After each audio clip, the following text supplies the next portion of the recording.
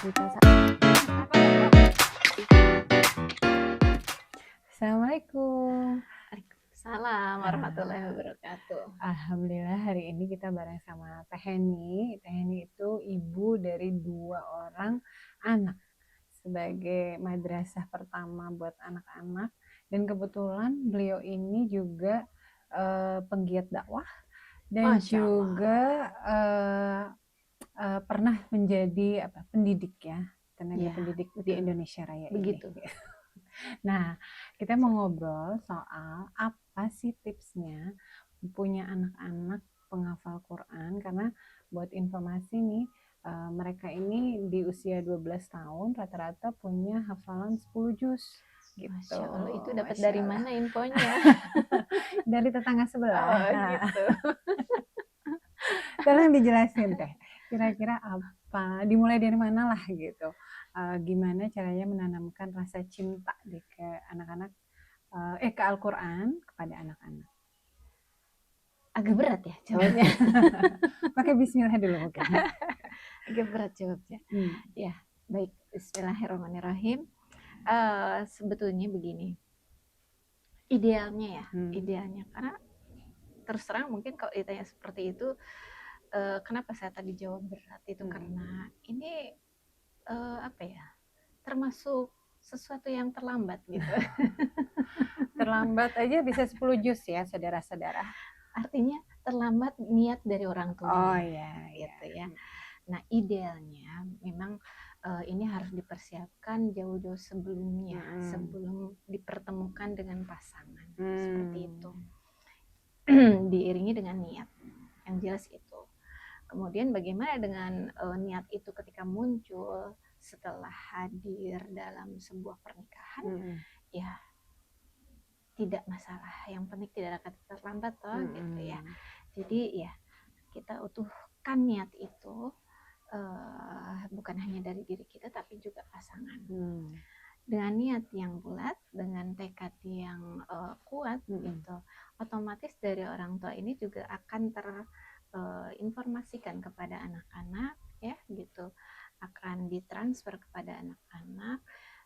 Kalau dilihat dari tadi konsep idealnya itu berarti ini dimulai dari masa lajang, kemudian dipertemukan dengan jodoh ya oleh Allah Subhanahu wa taala. Kemudian kan jelas di situ terikat dalam sebuah pernikahan, diberikan satu amanah lewat kehamilan gitu ya. Nah, ini sudah proses sebetulnya. Dari kehamilan diperdengarkan dengan ibunya mengaji gitu ya. Murota. Kemudian bagaimana fase setelah melahirkan, ibunya ya juga rajin tetap ibaratnya melantunkan melantunkan ayat-ayat suci Al-Quran. Kemudian anak berkembang dengan seiring usianya, ini akan menjadi sebuah tontonan, teladan bahwa oh orang tua seperti itu ya gitu.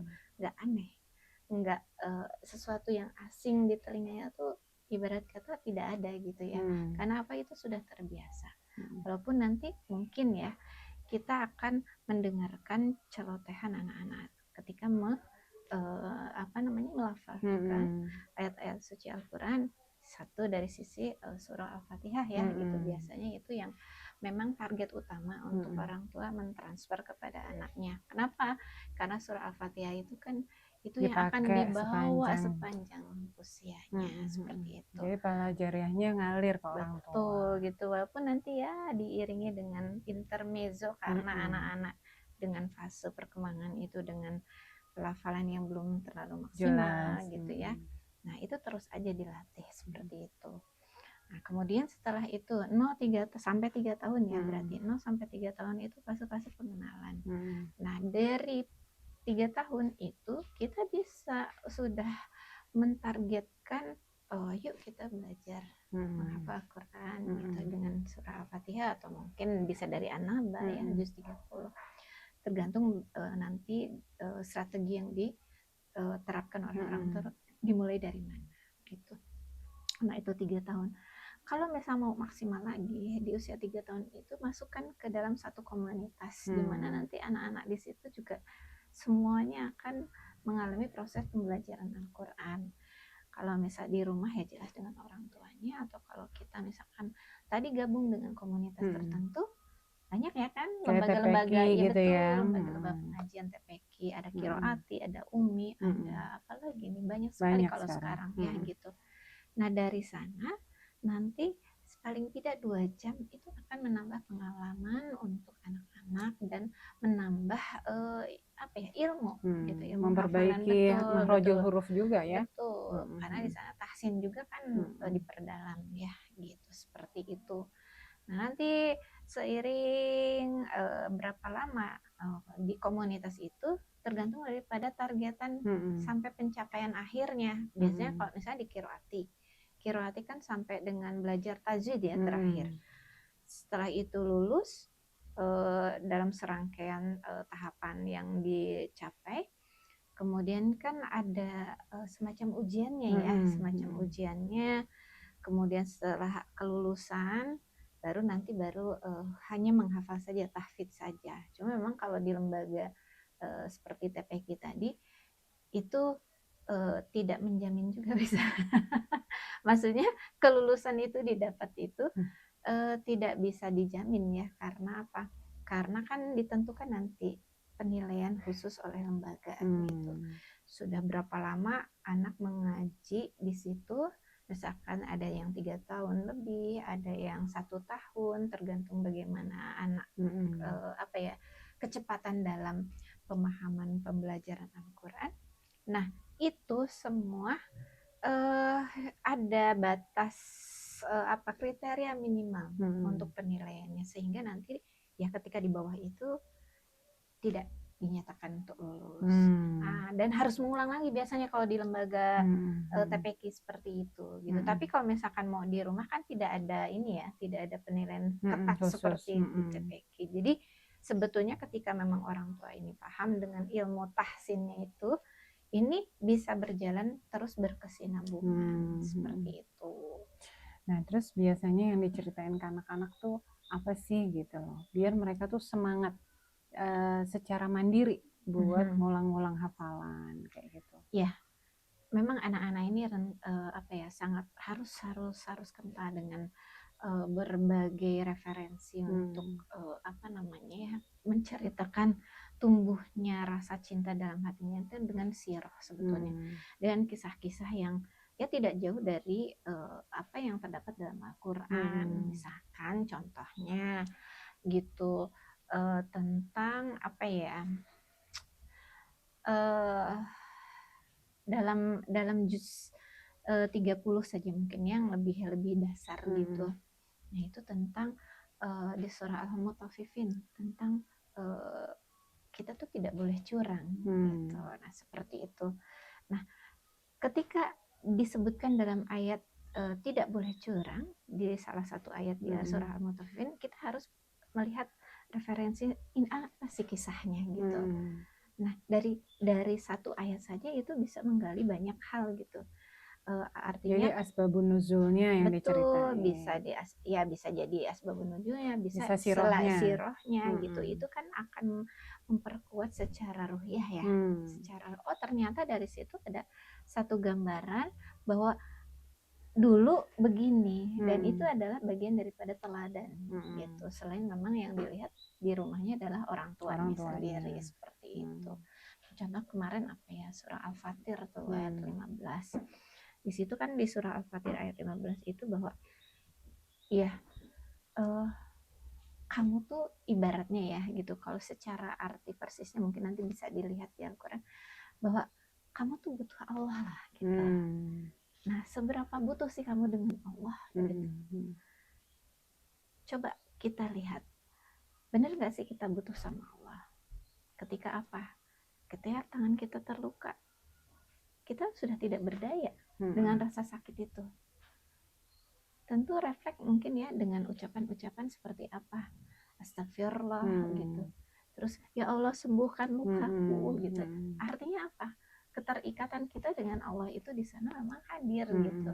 Nah ya sebesar itulah kita butuh sama Allah. Nah dari situ, dari salah satu contoh kasus ya, kita bisa menarik apa sih intinya dari ayat itu. Gitu. sudah, intinya artinya kemanapun dimanapun gitu Butuh Allah. itu butuh Allah. Mm-mm. Ini ketika Allah panggil ya sudah mendekat, Mm. laksanakan. Ketika Allah larang ya jangan lakukan. Artinya penekanan itu nanti lama kelamaan menjadi apa ya, Kebiasaan. sebuah kebiasaan, dan ya itu tadi semakin menambah terikat dirinya kepada Allah, seperti itu. Jadi kebutuhan ya. Betul. Dan memang ini tidak bisa instan ya gitu, artinya prosesnya itu bisa cukup apa ya tidak terbatas ya, terus berkesinambungan gitu, tapi yang jelas memang ada progres gitu. Harus diulang-ulang. Iya betul Ya. pengulangan itu juga perlu. Berarti penting juga menetapkan target, entah mingguan, bulanan, tahunan gitu kan? Untuk hafalan betul. Jadi kita buat target, kesepakatan dengan anak gitu ya. Kalau anak yang ibarat kelas 1, kelas 2 sudah bisa diajarkan ya untuk berkomunikasi, ya kita tetapkan target, jangan terlalu yang jauh banget, bermuluk-muluk dulu lah gitu ya. Ya memang harus bermuluk-muluk, cita-cita itu harus ambil yang paling tinggi kan gitu. Jadi raihlah cita-citamu setinggi langit ya. Dan itu memang betul. Tetapi memang itu harus disesuaikan lagi dengan tahapan-tahapan anak di usia segini bisa sampai mana sih gitu ya. Apa namanya? Tentu orang tua sangat paham bagaimana dilihat kemampuan anak masing-masing anaknya ya. Gitu. Standarisasi itu jangan disamakan dengan orang lain, dengan anak orang lain yang memang setiap anak punya kemampuan masing-masing. Jangankan dengan anak orang lain, dua anak saja sudah beda ya. Seperti itu. Jadi buat komitmen, misalkan mau berapa juz targetannya gitu di kelas 1 ketika anak itu usia kelas 1 kayaknya misalkan 3 juz aja ya sudah oke gitu. Nah sambil kita nanti kan melihat kemampuan anak, kita buat rencana-rencana jangka pendek kemudian panjang. Misalnya ini mau satu tahun kan, berarti kalau di kelas 1 berarti dibagi tuh betul. Berapa? Nah, sehari nanti, berapa betul. jadinya. Jadi nanti dari situ kita bisa rancang jangka pendek, jangka menengah sama jangka panjangnya. Nah jangka pendek habis ini kan nanti ada evaluasi setiap minggu. Jadi setiap minggu itu ada evaluasi mana yang sudah dikerjakan, yang sudah tercapai, yang harus diperbaiki lagi dari sisi tahsinnya atau dari sisi apa namanya kecepatan dalam menghafalnya. Kadang-kadang kan seiring perkembangan waktu dalam anak dalam menghafal itu kecepatan menghafal tuh akan berkembang juga gitu. Kalau di kelas 1 mungkin bisa satu halaman itu paling satu ayat, ya satu ayat yang pendek ya, bukan satu ayat yang panjang. Kadang-kadang kan ada. Nah, satu ayat yang pendek misalkan sudah nggak masalah gitu. Nanti berapa menit kita lihat gitu. Oke, dikasih waktu 5 menit. Kalau misalkan satu ayat itu 10 menit dia bisa. Tapi kayaknya ini bisa dilatih menjadi 5 menit gitu. Nah, itu kita nanti sampaikan lagi gitu. Tapi yang jelas mungkin kan tetap ada apresiasi ya. Kita apresiasi berarti dahulu. ada reward dan punishment-nya. Betul. Punishment-nya sebetulnya enggak terlalu kayak kita apa ya dalam militer. push up gitu enggak ya? Enggak ada. Terus cuma apa namanya? Kalau rewardnya biasanya enggak yang aneh-aneh kalau anak-anak. Bisa jadi es krim cuma 1 gitu. Bisa jadi itu per minggu? Enggak. Per bulan? Enggak. Ketika anak itu tercapai suratnya. Tercapai pada sampai dengan ujian. Gitu. Jadi kalau untuk per minggu itu ujiannya di rumah apa ujian sekolah? Ujian di sekolah sekolah. Dan di rumah targetan sendiri. Kalau di sekolah ada apa ibaratnya tasmi ya, program tahfidz gitu kan, nanti seperti tadi tasmi itu kan secara lembaga ya gitu. Nah kita kasih reward. Tapi kalau di rumah misalkan kalau yang targetan perpekanan itu kita kasih ya semacam penghargaan apresiasi, peluk lah gitu, atau mungkin yang biasanya setrika baju sendiri kita gitu. Jadi perlu juga, tapi situasi rumah kan juga kayaknya perlu di setting yang mendukung. Betul. Ya kan, misalnya memang disetting tanpa TV, tanpa handphone misalnya gitu, gadget-gadget itu gimana? Iya, emang betul, satu itu ya, jadi harus dihindarkan dengan TV, kemudian musik gitu, karena itu yang memang mendistrak hafalan anak-anak atau kegiatan menghafal gitu. Termasuk handphone. Handphone ada kami kasih jatah itu sepekan di akhir pekan. Sepekan sekali di akhir pekan. Berapa jam waktunya? Itu setengah jam. Tapi harus pinggir kita. YouTube gitu kah atau apa? Bisa jadi YouTube, bisa jadi apa ya? Ya lebih pokoknya banyaknya diawasin ya, tapi ya lebih banyak sih di YouTube. Itu tergantung anak mau apa namanya? Tidak diberikan kebebasan sih sebetulnya gitu, tetapi kita coba arahkan aja. Misal anak apa yang boleh, apa yang enggak. Ya, anak misalkan lebih langsung apa ya, diarahkannya tuh lebih langsung kamu hobi teknik ya gitu. Oke, kita lihat tekniknya gimana gitu misalkan. Atau mengotak-atik mesin misalnya gitu. Betul. Atau kamu senang dengan peralatan tempur ya gitu misalkan. Kita lihat peralatan tempur di dunia yuk, negara mana yang memang banyak gitu ya.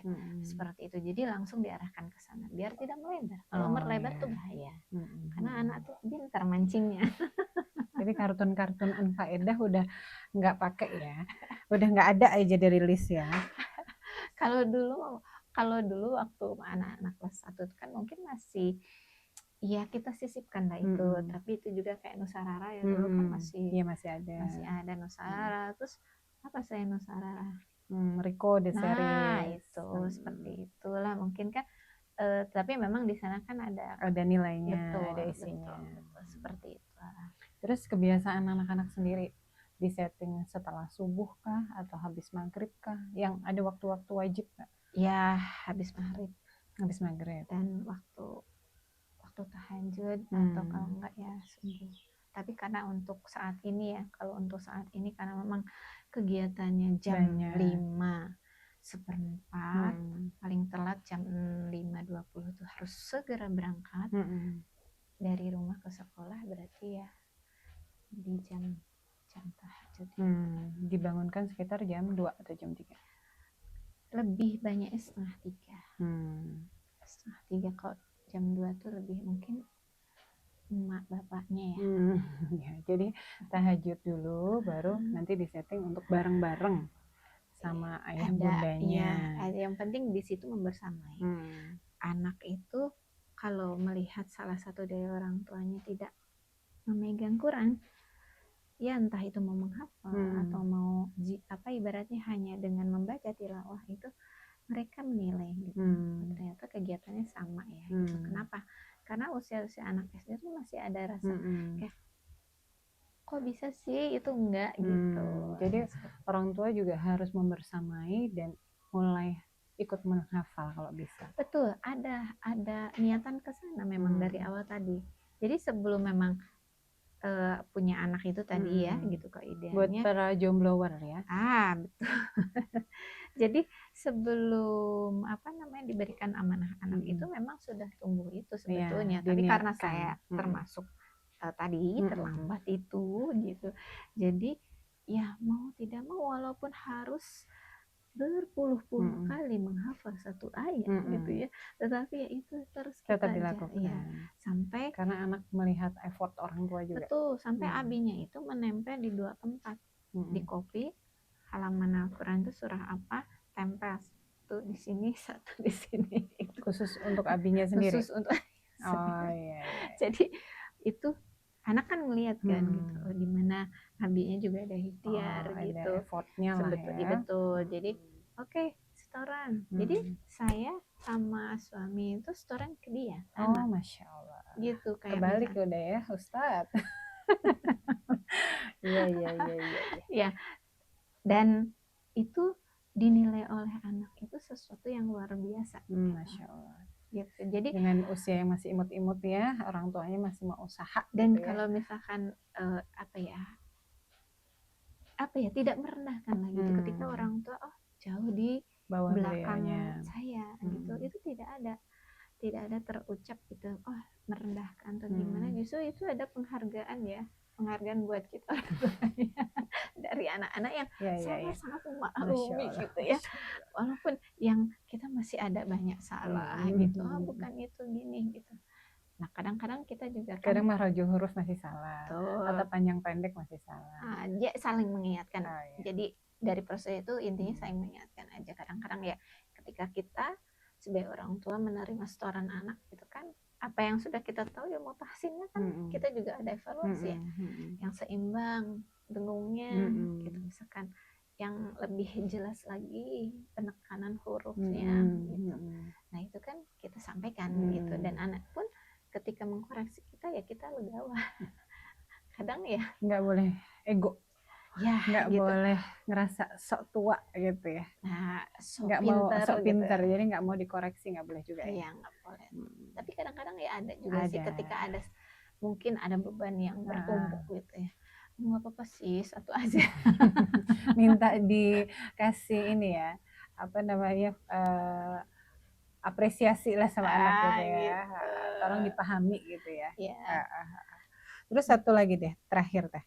Apa yang dilakuin saat anak-anak bosen atau saat futur, kan pasti ada tuh. Betul. Mereka tuh biasanya ngapain dulu, dikasih jalan-jalan dulu kah atau reward apa dulu gitu. Iya, betul. Memang anak-anak itu futurnya itu pasti ada ya.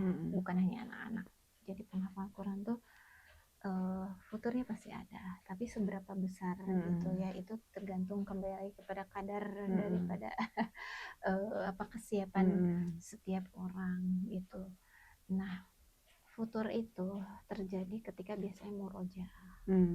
Murojaah itu kan paling berat gitu. Kalau jiadah tuh anak-anak tuh enteng aja, betul. Jadi ibaratnya jauh lebih mudah dirasakan oleh anak-anak itu ketimbang murojaah. Karena jadi bosan ketemu ayat itu lagi gitu. Jauh lebih mudah untuk ziyadahnya gitu. Nah murojaah itu kan paling berat. Kenapa? Karena harus diulang-ulang terus. Mau sampai kapanpun itu harus diulang-ulang terus. Untuk apa? Untuk betul-betul menguatkan dalam memori itu kan. Karena yang kita tahu kan Al-Quran suatu saat ya kan? Bisa hilang ya. Iya, jadi menyimpannya dia di memori, di kepala gitu. Nah biasanya kita ya ajak anak lah, mungkin bisa dengan main yang tidak harus mengeluarkan apa namanya biaya berjuta-juta gitu ya, kocek dengan main bola bareng sama abinya, bisa atau main sepeda dulu. Bisa, iya, saat bisa main bola, bisa berenang dulu, bisa sepedahan dulu, bisa juga sambil manjat pohon. Maunya manjat pohon ya manjat pohon dulu. Manjat pohon mangga, oke. Bahkan sempat kami ajak itu ngopi dulu. Ngopi dulu dan bicara sebagai orang dewasa gitu ya jatuhnya. Iya, jadi gini, ini kelihatan kan gelagat untuk apa namanya, untuk menolak itu ya, ibaratnya males. Yaudah akhirnya gimana kalau kita ngopi dulu, mau nggak gitu. Ya saya ajak kopi sama abinya. Saat itu kemana? Kopi Mataram. Sampai jam berapa? Jajan gitu ya. Sampai jam berapa? Sampai jam 9 malam. Iya. Dan itu apa coba? Tantangan kan kita buat orang tua gitu. Anak mau misalnya tuh mau ujian gitu. Di sekolahnya tuh mau ujian. Jadi ujian kenaikan tahfidz itu kan kondisi dia malas seperti itu. Ke kita enggan gitu udah, karena itu tadi ya futur dia nggak bisa main dipaksa juga ya. Betul. Jadi ya sudah, yuk gimana kalau sambil ngopi, kita ngopi dulu, mau dia. Akhirnya murojaah di sana. Murojaah sambil ngopi. Cuman butuh suasana baru kayaknya ya. Seperti itu. Dan memang berarti besok bisa pinjam rumah tetangga mungkin ya.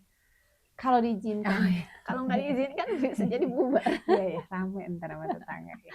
Seperti itu. Baiklah. Dan itu proses yang kayak gitu-gitu memang kita harus tahu.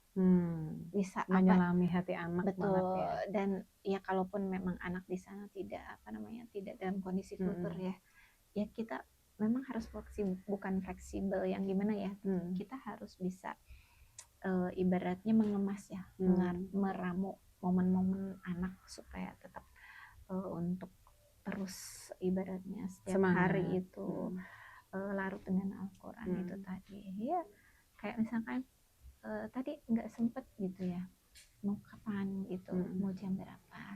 kita nggak tekan.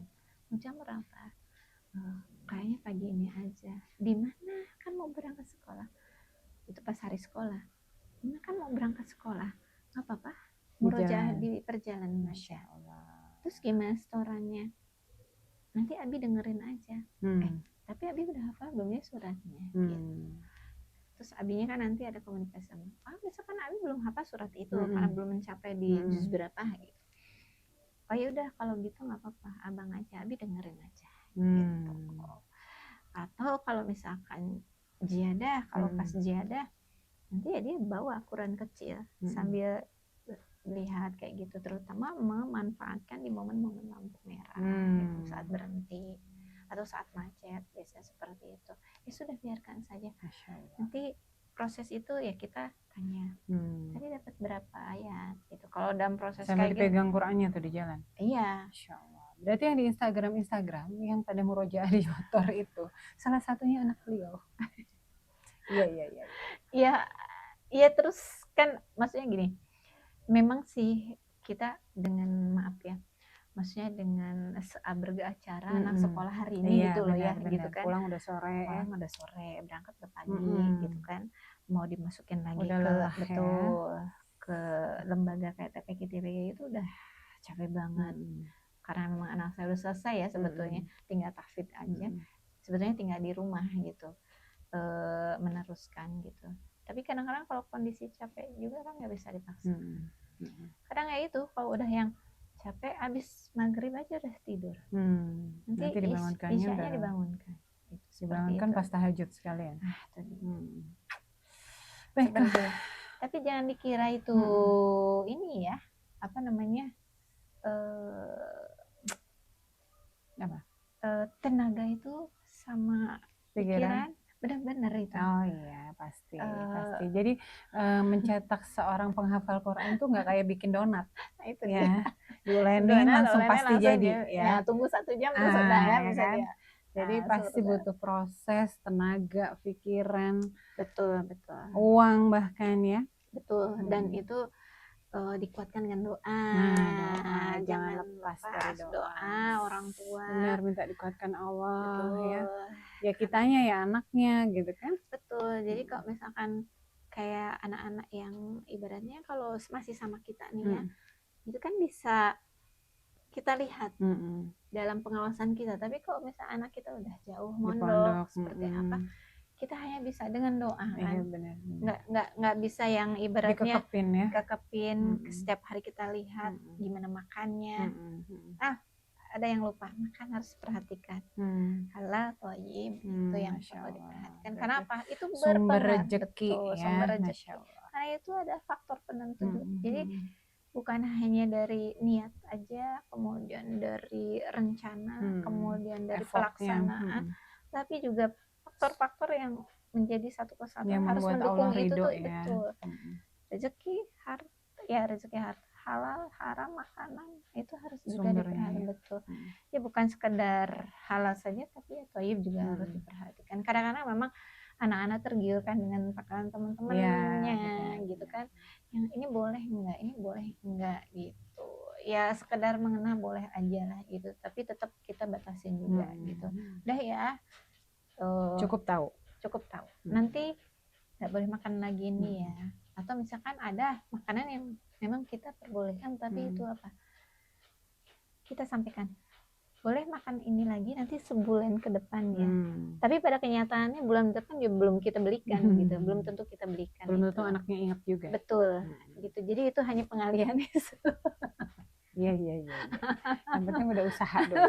Betul.